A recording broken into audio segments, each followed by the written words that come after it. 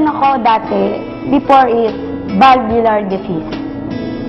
Nag-start ng valvular disease, karoon siya ng mga infection, karoon ng naging endocarditis. Naghalo-halo na siya.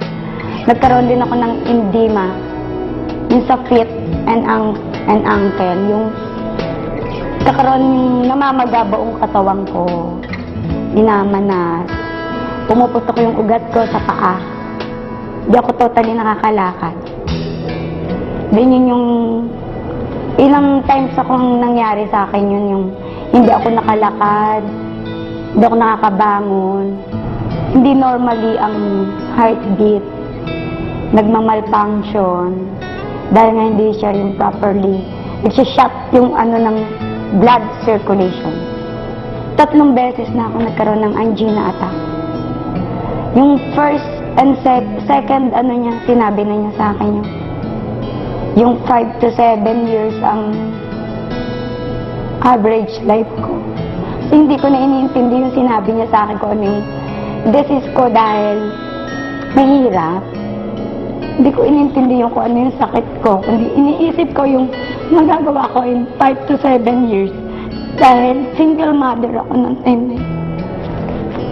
Kaya lahat ng yan sa akin, lahat ng pwede kong inumin, lahat ng nag-aalok sa akin. Hindi ko tinatanggihan. Lahat ini-intake ko.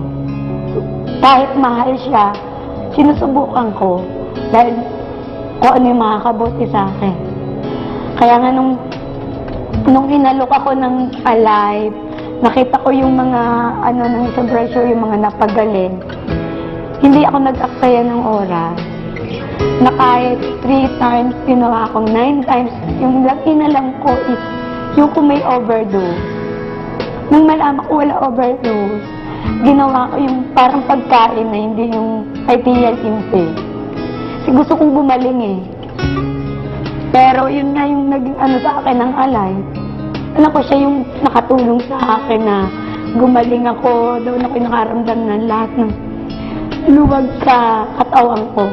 Kasi pag natutulog ako, hindi ako nakadiretso. Talagang naka-incline ako, nakaupo lang ako.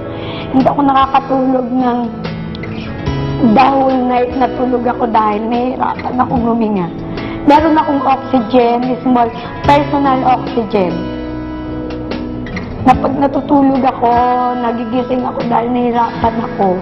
Siguro once a week, gumagamit ako ng oxygen mga 4 to 6 times. Dahil lagi akong nahihirapan huminga. Tsaka konting, hindi ako marunong magpasensya. Lagi ako nakasigaw. Init ulo ko, pero nung nag-intake ako ng Alive, parang wala lang, talagang maraming nabago din ako yung may init ulo ko, nakakatulog na ako ng dire-diretso, hindi ako nagigising.